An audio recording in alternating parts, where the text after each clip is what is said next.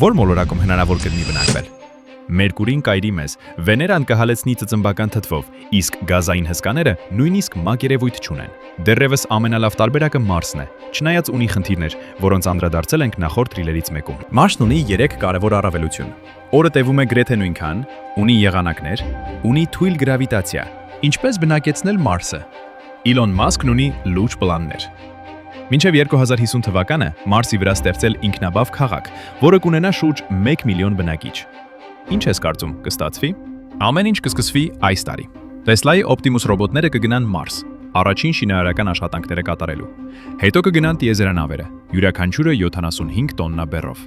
Այս փուլը կենտրոնանալու է ջրի մաքրման եւ վառելիքի արտադրության գործարանների կառուցման վրա։